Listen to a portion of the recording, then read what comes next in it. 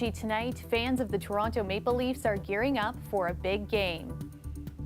It's a tough thing to do, but, you know, it's playoffs and it's an exciting time. You know, every single guy wants to be out there, wants to be playing. We'll have fan reaction ahead of tonight's game, which could see the Leafs win an NHL playoff series for the first time in nearly 20 years. Plus, practice fire drills. Well, we have cybersecurity monitoring systems. Well, we should also be practicing cyber drills.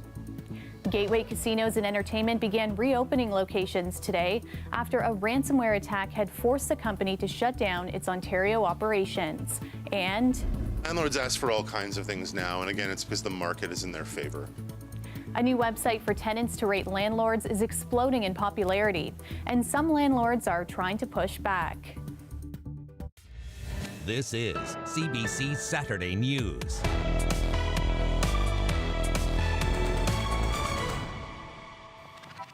It's a big night for the Toronto Maple Leafs as they gear up for Game 6 in the Stanley Cup playoffs. Puck drops in less than an hour as Toronto tries to recover from a setback and advance to the second round. Put it in front, chance there, rebound, scores! The Lightning have a 2-goal lead. Despite stumbling in a possible series-clinching game on Thursday on home ice, the Leafs are getting another opportunity to win their series against the Lightning in Tampa. And Greg Ross joins us now from Maple Leaf Square. Greg, what's the feeling there right now? I'll tell you what, it feels a lot like it did a couple of nights ago when the Leafs were getting ready to play Game 5. Lots of energy here, a buzz, there's no doubt about it. People are very excited, but there is one big difference in the crowd tonight, and I can tell you there's a lot of tension here right now. I've been talking to these fans, and every one of them will tell you they are suddenly nervous. They weren't feeling those nerves a couple of nights ago, but after that Game 5 loss, these fans are telling me there's reason to feel nerves. You've seen this team with a big lead and then blow it in a playoff series. How worried are you about that happening in this series? You know, I'm very worried, but I think it's important to stay calm and keep believing. You're going to keep believing. He's going to keep believing. Are you still believing? Are you nervous? I'm believing. Leafs in 6. Leafs in 6. So they want him to win it tonight. How are you feeling? Are they going to do it? Yeah, they're going to win tonight. It's not the last 2 years. They can only do it so many times. This year, they're going to win tonight. It's not coming back to Game 7. There is a sentiment here in the crowd that this is a different Leaf team than we've saw the last 6 years. A team that just couldn't get out of the first round of the playoffs. And I think they were feeling that when the Leafs were up 3-1 in this series. But of course, it is hard to forget about the past. But the players today at their morning skate talked about just that. The importance of looking forward and not looking back. You know, good opportunity here to move on, and again, just it's going to be in the details and just, you know, one little play at a time. We've still got a lot of belief in this group. We know that we're a good team, and one game's not going to change anything. You know, you got to turn the page. That's the playoffs. When you're trying to go for a series, or you know, you think of the long haul. It's an emotional roller coaster. But you sit there and you think about it. You try to correct some things, and you know, tweak some things as the other team would, and learn from your mistakes. And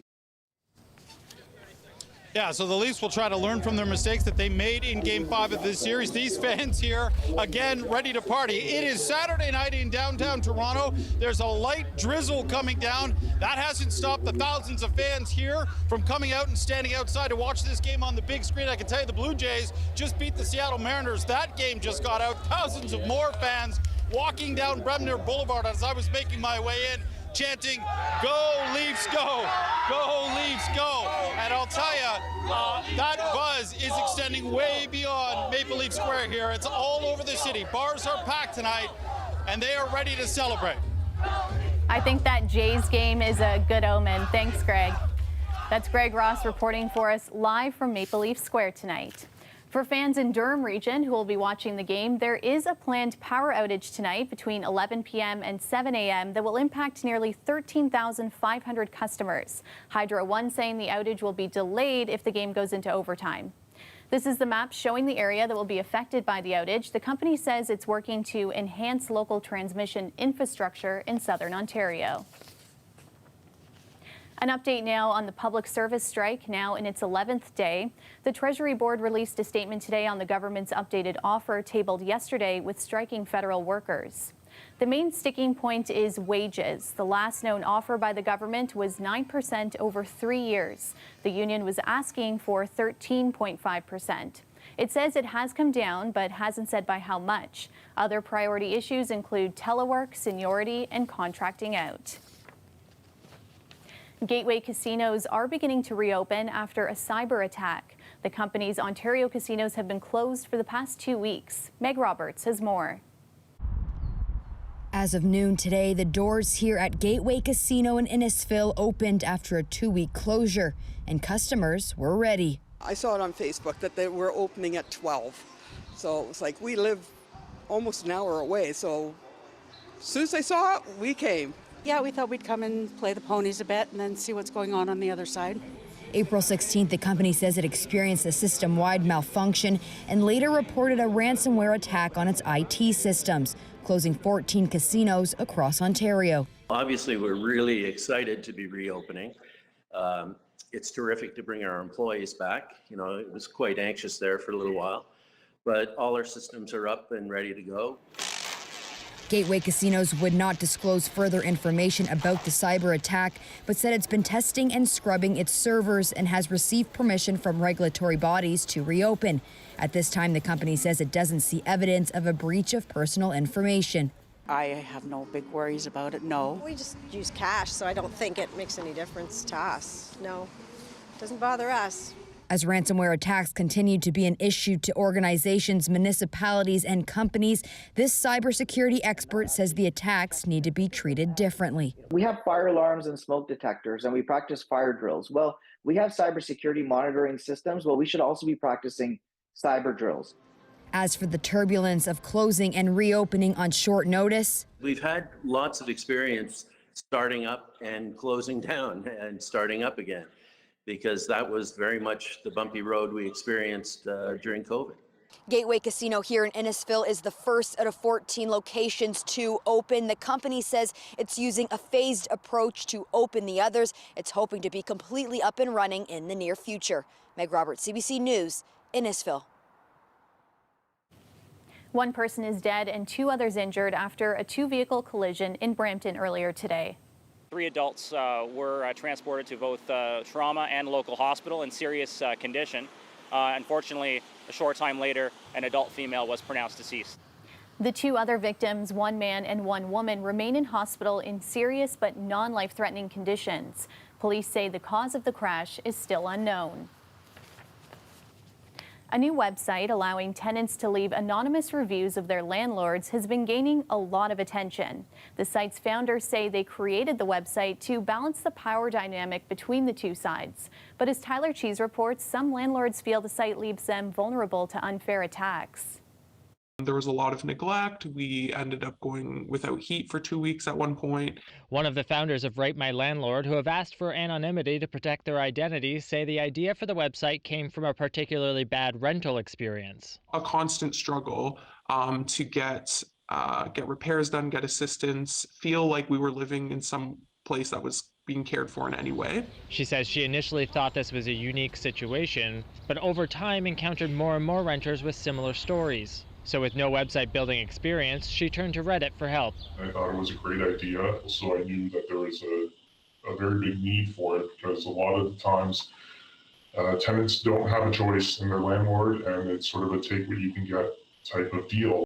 They say the aim of the site is to give tenants some power in an extremely competitive market. Landlords ask for all kinds of things now, and again, it's because the market is in their favor. So because of that, they often ask for all kinds of references, illegal rent deposits, and your firstborn child. They end up signing their rights away or putting up with a landlord that's bad. But others say the system doesn't favor landlords at all, and that negative comments left on the site could be defamatory. If you're going to be saying things about your landlord, that they fail to maintain the property, those allegations need to be proven by a court or a competent jurisdiction. He and other small landlords gathered in Mississauga today to protest the backlog at the Landlord and Tenant Board. They say it's allowing some tenants to go months without paying their rent. We need to fix the LTD to hear hearings within 30 days. We cannot allow tenants to go 6 months, 7 months, 8 months without paying rent. He says if the problems at the board get fixed, there would be no need for sites like Rate the Landlord, as the results of tribunals are posted publicly. In Toronto, the Federation of Metro Tenants Association and the city itself both provide resources to help tenants rent safely. Tyler Cheese, CBC News, Toronto. An environmental group says the federal government should block Ontario's proposed Highway 413, saying it's too costly and damaging to the environment. It's going to make the climate crisis worse because it's going to incentivize more private gas-burning cars. It's going to pave thousands of acres of farmland, hundreds of acres of greenbelt. It's going to threaten endangered species along the route, and it's a total waste of money. We just don't need it. The proposed 52-kilometer stretch would run from Highway 400 in York Region to Highway 401 in Halton Region. The project is expected to cost roughly $8 billion and add over 17 million tons of greenhouse gas emissions by 2050. The David Suzuki Foundation has organized a petition calling on the federal government to stop Highway 413. The petition has been signed by more than 50,000 people.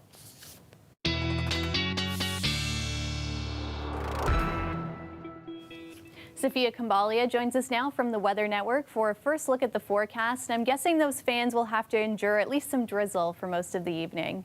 Yeah, luckily they are packing in and staying positive because they're going to need it.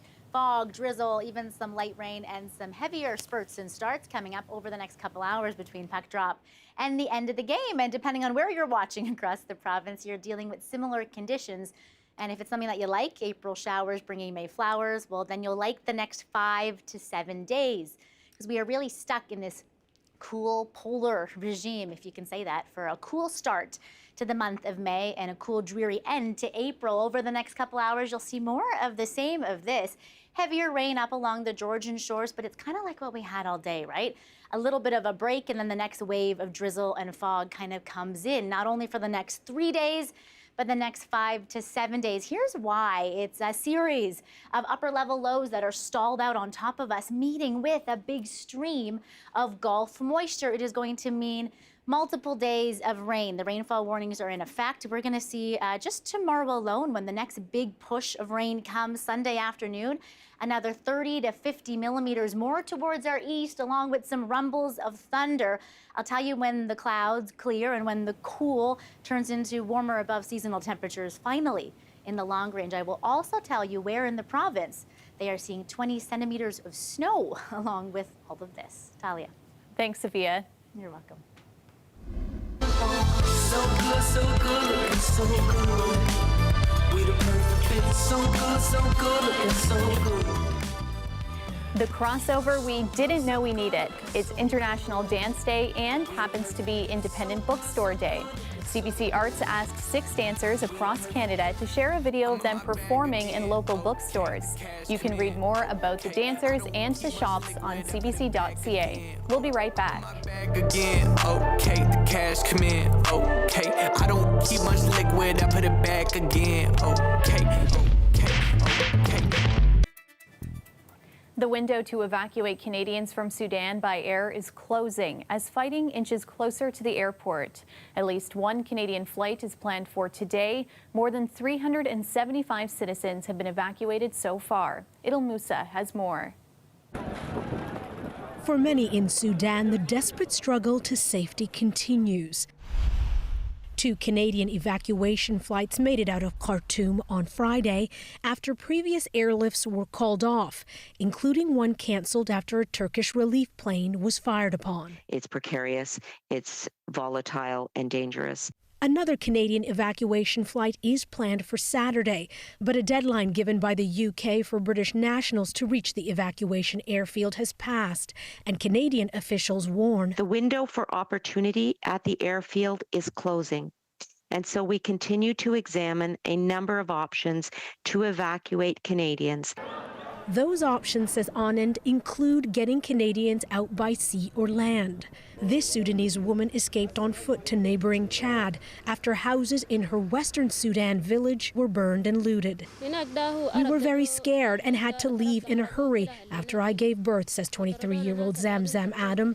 I gave birth alone while everyone was fleeing, and then I did the same. A bitter power struggle between two military factions sparked the deadly fighting 2 weeks ago, and a recent ceasefire is barely holding. Sarah El Naim says while some of her family members were able to get to a Canadian flight out of the country, others who do not hold foreign citizenship are taking treacherous journeys to safety. Some of them, that's why they're taking these bus rides to Egypt or to the Ethiopian border to try to escape that way. And even there, it's been quite harrowing for them. I mean, I have the stories that they're waiting up to 2 days at the border, and they said there's no food, so it's whatever they took with them on the journey. Sudan's health ministry says more than 500 people have been killed and more than 4,000 wounded since the conflict began. Idil Musa, CBC News, Toronto. A shooting in a town close to Houston in Texas has left 5 people dead, including an 8-year-old child. Police are still searching for the suspect. Chris Reyes has the details. Another mass shooting in the U.S., this time in a home in Cleveland, Texas, a city just north of Houston. Police were called to a house Friday night after neighbors said a shooter was firing an AR-15 style weapon in his front lawn. A manhunt was launched when the suspect left the scene, a man in his late 30s, Francisco Oropeza. He stepped out of his house, shot his rifle into the ground up in the air. He just shot his rifle, and subsequently to that, a gentleman stepped out of his house, said, "Hey, we're trying to keep an infant to bed," and he says it's his property. He'll do whatever he pleases on his property. That's when police say the suspect began to shoot inside a house where there were 10 people. 4 adults were killed, and an 8-year-old later died in hospital.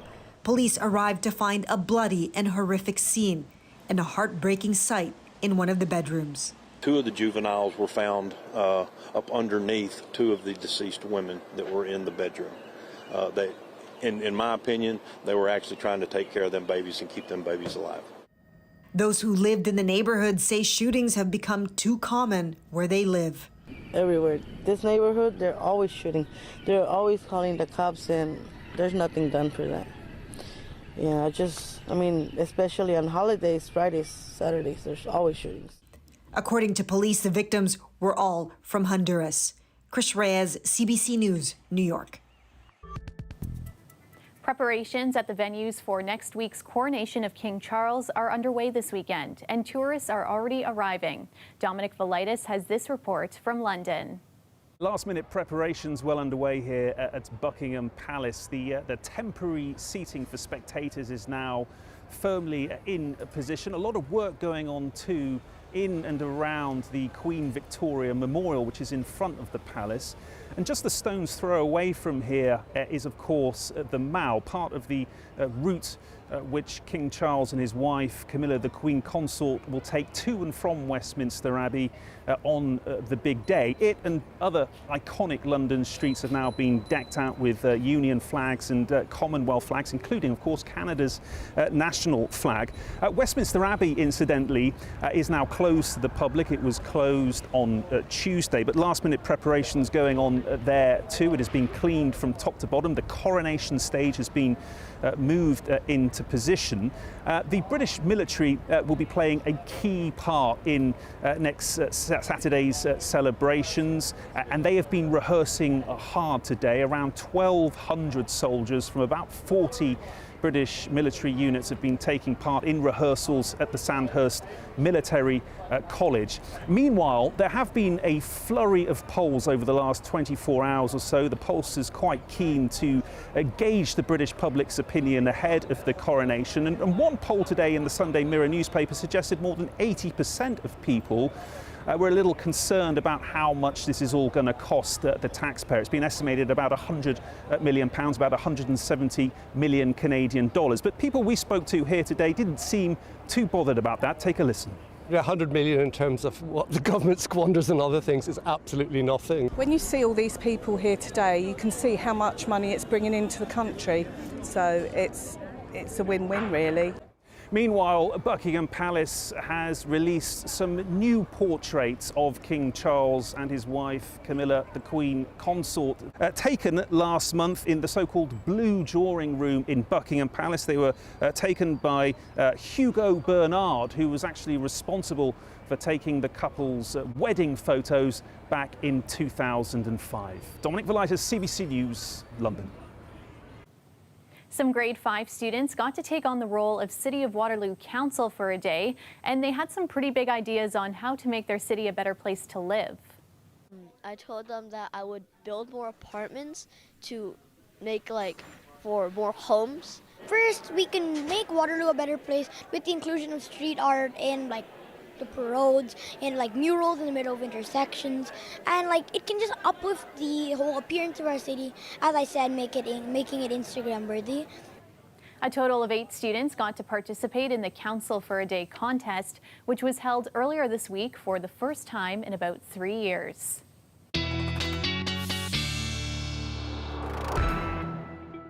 Well, the future is bright. I know, right? Some great ideas, very logical ones. And they were using all the buzzwords as well. I know, I like that. And so I need to know when we can expect some relief from this wet weather. Yeah, well, the future's not so bright as far as the cool and dreary regime that we are under. And if nothing illustrates it better than this, the cloud cover forecast over the next few days. Talia, look at this. Just blink and you miss the maybe glimmer of sunshine that we have over the next couple of days. It's these upper level lows that keep swinging over top of us. And at the meantime, there's this cool pool of air that's being fed into it, which means, yes, a very below average start to May and a cool end to April, along with the rainfall warnings, the special weather statements that are out in place as well for some of us to our east that could get 30 to 70 millimeters of rainfall just in the next 24 to 36 hours. And also along with these fronts swinging on by, are winds that could be gusting in excess of 70 kilometers an hour. So a true rocky way to end April. For the rest of us, 30 to 50 millimeters of rain. You are sure to see the pooling, the ponding, and the localized flooding. Could be worse. I'll tell you about the snow in just a minute. Here's how the next 24 hours shapes up, though. You'll have a bit of a break, just that foggy drizzle, bit more of a push of rain pre-dawn into Sunday morning. And the next big spurt of rain really is Sunday afternoon, along with some embedded thunderstorms further off to our east. And while we are getting the rain constant, not relenting really until Wednesday, further to our north, that cool air equals, in the northwestern portion of the province, 10 to 20 centimeters of slushy snow, especially in higher terrain. So we talked about the drizzle for puck drop, be drizzly and cool for the Mississauga Half Marathon tomorrow, and you asked when it finally clears. We're talking about midweek, a return to that sunshine finally, and closer to that above seasonal condition. Thanks, Talia. Sophia. You're welcome. And that's our show for you tonight. Thanks so much for watching. We leave you with a live look of Maple Leaf Square, where eager fans will be potentially celebrating or sad later this evening. I'll see you back here tomorrow night at 11.